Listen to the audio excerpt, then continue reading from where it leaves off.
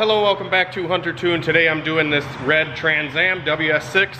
It's got like cam headers, kind of basic bolt-ons, and we're going to be tuning it with Hptuner. And obviously, as you guys can hear it, it struggles to even idle right now. It's very choppy. I mean, even just pulling it in the shop, it felt like a blower car at the stoplight, like rawr, rawr, rawr. So hopefully we're going to make that a little bit smoother today. Some of these Hptuner cars, I've actually been having mesh tuned help me. My buddy Mike, he's out in Pennsylvania, I believe, and he's been helping me quite a bit with a lot of this Hptuner stuff. I know my way around Hptuner, but he helps me do a lot of the stuff that, like a lot of the newer E38s, and some of the, just gives me some tips and tricks with idle, and I can't thank him enough for remoting in on some of the stuff that I just, you know, maybe want a second opinion on and stuff like that. I really appreciate his help. If you guys don't follow him, he tunes more cars than anybody I know. If you follow him on Instagram, his hashtag is MEESH_tuned, T-U-N-E-D. Go give him a follow on the gram, and yeah, check out all the stuff that he tunes. He does a lot of Mopars, a lot of GMs, pretty much a lot of stock computer stuff. So, but like I said, he kind of helps me get going on some of these, just, you know, yeah. So thanks again to Mike for helping out, lending a hand on some of the stuff that, you know, maybe I can broaden my horizons a little bit more with, you know, maybe some Mopar stuff with some assistance from other people. I'm not an expert on every car, and it's nice to have people like Mike in my contact to, you know, be able to take on more work and learn them as I go, with assistance from people that know really what they're doing. So, I mean, Mike's helped me with a couple newer Corvettes. You know, he's helped me with a ton of these, you know, GM computer stuff, because I've done a ton of trucks and stuff, but every Hptuner car is a little bit different. And you can pull, at least from my experience, you can pull a file from one car and then pull another one that's like the same year, freaking model, everything, and there's different tables. So, it's just, like I said, it's good to have a second opinion. So we're going to get this thing strapped down, and I'm going to try to get it to idle first. We're going to be changing some stuff around, probably idle airflow, some correction stuff, just so it's not so bouncy like that, and hopefully we can maintain a steady idle. Once we maintain a steady idle, we'll probably get a wideband in this thing so we can verify air-fuel ratio, and then we'll optimize timing and air-fuel once we get it driving okay and idling. So waiting for the file to upload here. We made some changes, hopefully get this thing running a little bit better, and go from there. Once we get this thing strapped down, we'll hopefully be able to get some more tuning done. And once we have a wideband in, to know what our air fuel is. Alright, so I got my wideband installed into where the secondary O2 would be. There's no catalytic converters on this, so I can pull the secondary O2 out because they're not even being utilized anyway. And we'll install our wideband, which I already got running under the car, and then I have a cigarette lighter adapter for my wideband that I always use on cars to verify stuff and check air fuel. So we did that. I got a file uploaded, and it was still a little bit surgy, so I actually adjusted some idle timing and a little bit of idle airflow, because when you would put it in gear, it would kind of flare up. The idle would come up when I would put it in gear, and I wanted it to be a smooth transition from park to drive, so I adjusted the airflow in gear. So on these Hptuner cars, you can adjust airflow when it's in park and when it's in reverse or drive, when it has load on it. The airflow typically wants to be a little bit different, so I adjusted that.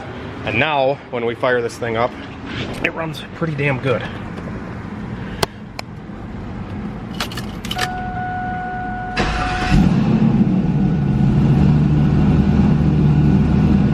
So idle starts off a little bit higher until it goes into adaptive mode, and then it shoots for the target idle, which on this setup I'm targeting 800. And you guys heard this thing before. When it came in, it was just up and down like crazy, and now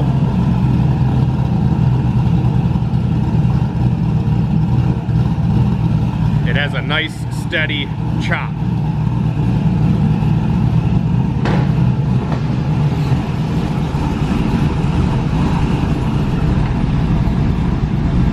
So very nice and smooth idle.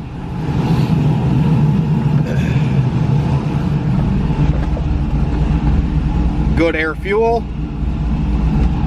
And when we put it in gear, I'll show you here, reverse drive. So it barely moves, and that's kind of what you want. If you put it in drive and it dips real low or goes up real high, you want to adjust those tables. So, but yeah, we're gonna put this thing in third gear, command third gear on our scanner. We're gonna do a pull, watching our air fuel, making sure that's all good. This car does have stock injectors, and Mike told me that it might run out of injector up top with this camshaft. So I'm gonna give you a list of mods one more time before we do a pull. The guy actually sent me a text message with all the mods that are on this car. So it's got airbox lid, long tube headers, 90mm throttle body, the throttle body spacer. The heads are shaved a little bit, so the compression's a little bit higher. It has the comp 224, 224, 581, 581, that's what he sent me. Off-road Y-pipe, Borla axle back with cutout, remote, and plug-in is in the cup holder.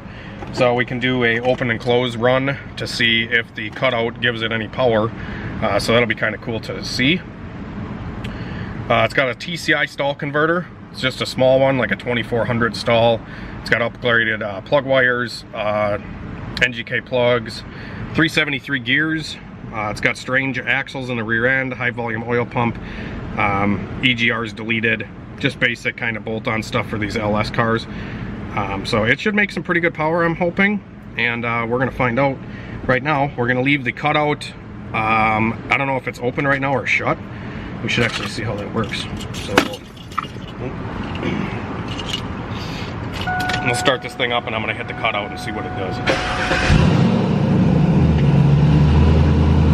So there's this little remote that I can hit open or close. It sounds like it's closed right now.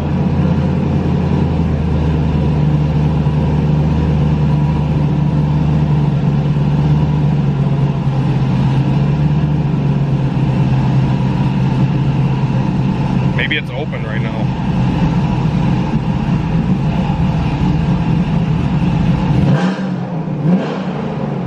It sounds open right now.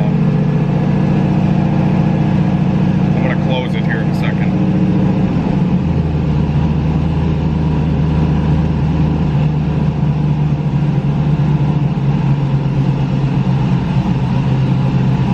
I don't know if this thing works. Yeah, it's not doing anything.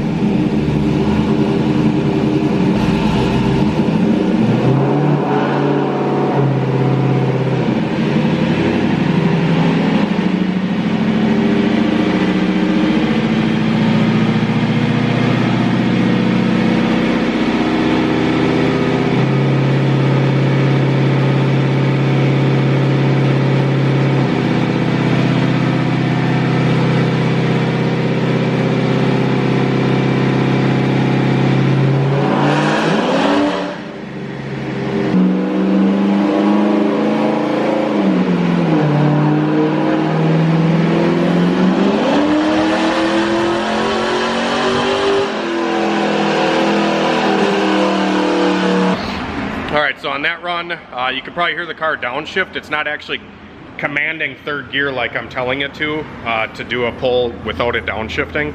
So I'm gonna have to look into that and see if I can get it to hold the gear. But we did make about 372 horsepower on that run. And we'll just hopefully keep improving from here. All right, so I've been having problems with this thing downshifting. So I went into the computer and I changed all the transmission parameters on it. So the 3-2 downshift cannot happen and the 2-1 downshift cannot happen, and it's still downshifting the second. So I did all that, and then I commanded third gear, and now I think I got it working, so it'll command third and I can actually get a steady pull to get some good data from. This thing, making about what it should. Mike said that he actually just tuned one of these and it made around 380 horsepower, and we're at 377. So, but you can see here on the dyno, all the downshifts it was doing, where it's like whop, whop, whop. And then these two pulls, I got it to hold third gear. So you can see it overlaid perfectly. I spun that one up a little bit higher to see kind of where it's gonna fall off on power. And this was spun to about 6450. Almost 6,500, and you can see it's kind of nosing over after about 6,200 is probably peak. So we're gonna do one more. Also, he says it's got a 373 gear, but it's acting like a 410. It's topping out at like 116 mile an hour.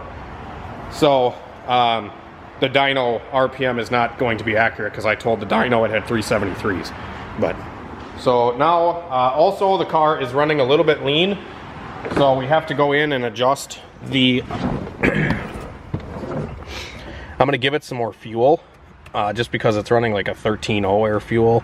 We're gonna see if it likes a 12.5 instead. So we can do that either adding it into the mass airflow frequency base table, or we can add it into the power enrichment. So I think it's a little bit easier to use the PE. It's commanding like a 1.17 right now. We can try to command like a 1.2 instead. And that hopefully should get us right around the mid-12s for air fuel. So we're gonna command that there. We might give it like a degree or two, see if it picks up at all. So I'm gonna give it a little splash here. So we're gonna add 2 into our high octane spark table. Turn our key on here, let this thing right, and we'll do another pull.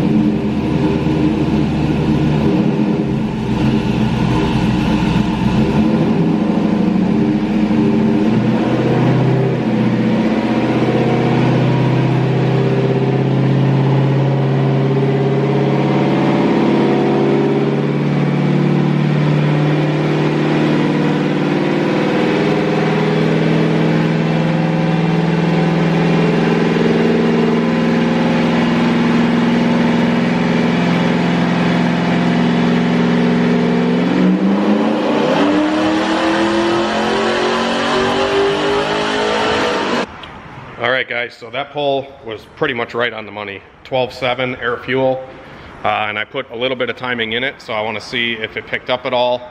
And it did way up top, but not anywhere below like 6 grand. So above 6 grand it liked the timing. Below that it literally overlaid. So that was our best run, and we made 389 horsepower. So like I said, way up top here you can see kind of where it liked the timing. So we'll leave the timing in here and pull it out down here, just because it didn't really do anything down there. So no sense in having it in if it's not taking it. So 389 horsepower, pretty good. Solid little ripper. Might take it out for a street drive, make sure our shift points and everything are solid, and then this thing is all wrapped up. All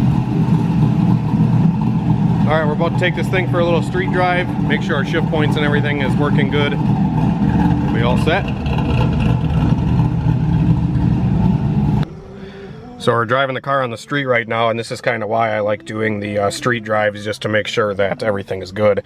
Car acts like it's got cruise control right now, so when you let your foot off the brake, it kind of just hangs a little bit once it gets rolling. So that is the throttle cracker airflow table, which enables, you can see it enables above 3 miles an hour. So once you start rolling, that airflow table is enabled. So we just pulled a little bit out of there, and now... Did you do a burnout? Yeah. Yeah. Now we set that, we just wrote that into the car, so. So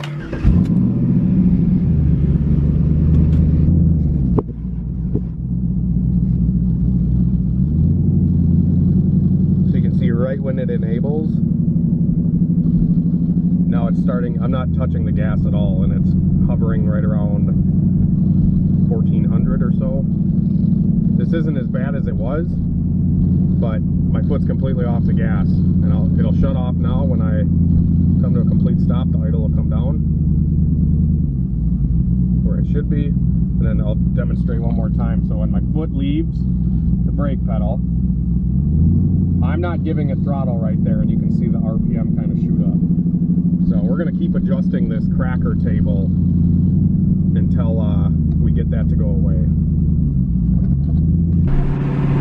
Alright guys, so I got the takeoff cruise control, as I call it. That throttle cracker was really screwing up this thing.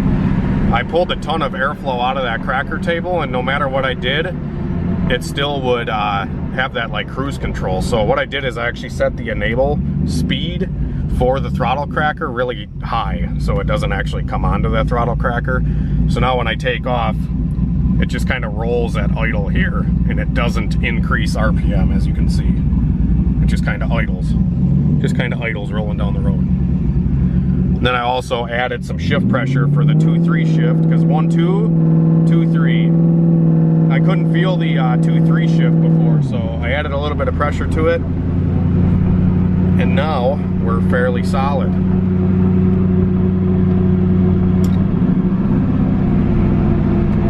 Give you a little wide open run here, show you how this thing is. It shifts really nice once you're wide open.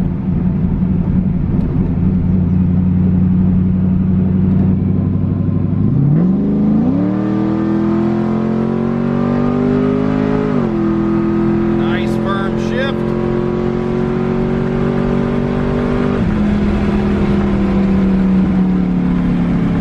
Certified ripper. This thing had a tire on it, it'd probably launch really good. But these street tires, it will not launch. It'll just spin. Put her in overdrive, go cruise for ice cream.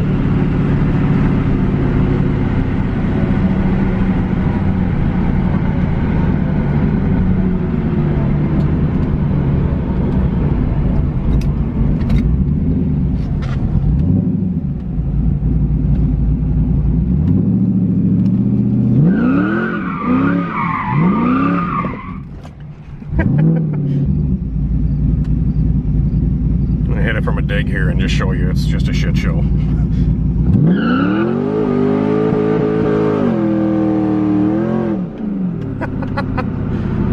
Yeah, we might have left a couple of 11s back there, but this thing's awesome, running great, tuned up, and this guy should be super happy with this car. Alright guys, I'm out of here for the day. Got these two cars done, and hopefully the rest of my parts for my Mustang are actually going to be here tomorrow, so might start working on this some more this week and getting it ready. And also got this little EF hatch that I may work on soon too. So have a great night and a better tomorrow, guys. Thanks for tuning in. Be sure to leave a like if you enjoyed, subscribe if you're new, and have a great day and a better tomorrow. Great night and a better tomorrow. See you later.